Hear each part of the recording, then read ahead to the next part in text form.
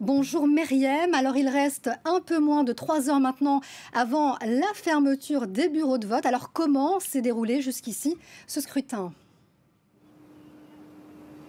Alors tout d'abord, ici à Abidjan, même constat depuis l'ouverture des bureaux de vote ce matin. Nos envoyés spéciaux qui ont sillonné plusieurs quartiers de la capitale, qui ont visité plusieurs bureaux de vote, nous ont dit qu'il n'y avait pas beaucoup de monde dans les bureaux de vote, y compris au lycée Sainte-Marie où a voté le président Alassane Ouattara en fin de matinée. Nous avons aussi fait le même constat dans les quartiers acquis à l'opposition, comme le quartier de Yopougon. En revanche, les communes acquises au président Alassane Ouattara, comme la commune d'Abobo, eh bien, les électeurs faisaient la queue très tôt ce matin, dès 6 h du matin, pour pouvoir s'exprimer, pour pouvoir aller voter. A signalé également des incidents à Blocos, où la police a dû intervenir à coups de gaz lacrymogène. Et puis ça, c'est évidemment à Abidjan, la capitale économique.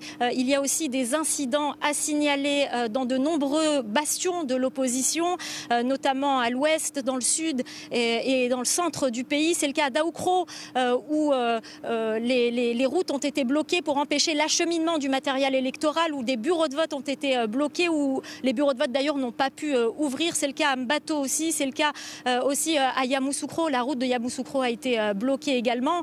C'est toujours le même modus operandi, blocage des routes pour empêcher l'acheminement du matériel électoral et blocage des accès aux bureaux de vote. Alors selon les observateurs indépendants Indigo, eh bien, il y aurait 116 incidents à signaler dans ces bastions de l'opposition. Alors Myriam, c'est un scrutin qui se déroule aujourd'hui, il faut le dire tout de même, en présence de nombreux observateurs internationaux. Absolument, et il y a en particulier les observateurs de la CEDEAO. Il y en a au total 90. 80 observateurs dits à court terme, des observateurs qui arrivent 3 jours avant le scrutin, et puis 10 observateurs dits à long terme qui arrivent normalement 1 mois à 3 semaines avant le scrutin. Je dis normalement parce que cette fois, ces observateurs n'ont pas pu arriver à temps, pour plusieurs raisons. D'abord parce qu'il y a de nombreuses élections en Afrique de l'Ouest, dans la région en ce moment, et donc ils sont très pris par ces scrutins, mais aussi parce que la dernière élection en Guinée en a bloqué quelques-uns avec les incidents qu'on connaît après les élections en Guinée. Donc quelques observateurs sont restés bloqués là-bas. Donc la plupart d'entre eux sont arrivés 1 semaine avant le scrutin. Ces 10 observateurs à long terme sont censés briefer les observateurs à court terme. L'un d'entre eux nous a parlé ce matin, il nous a dit qu'ils ont pu faire leur travail correctement, mais qu'effectivement c'était un peu compliqué, notamment pour arriver à temps avec toutes ces élections organisées, et puis notamment en raison de ces observateurs qui étaient bloqués en Guinée. Nos équipes sur le terrain ont d'ailleurs pu parler au chef de la mission des observateurs de la CEDEAO. Je vous propose de l'écouter. Il peut y avoir toujours quelques petits problèmes qui vont être gérés par les structures chargées de faire les élections.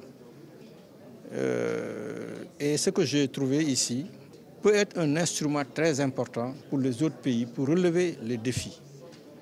Parce que cela permettra aux autres pays de voir quels sont les problèmes auxquels certains pays peuvent être confrontés dans le management des élections et pouvoir relever ces défis avant les élections. Alors pour l'instant, il est encore trop tôt pour que ces observateurs réagissent sur le déroulé du scrutin. Il y aura certainement des déclarations à la fermeture des bureaux de vote. Merci beaucoup Myriam Amellal pour ce point de la situation sur la présidentielle en cours en Côte d'Ivoire.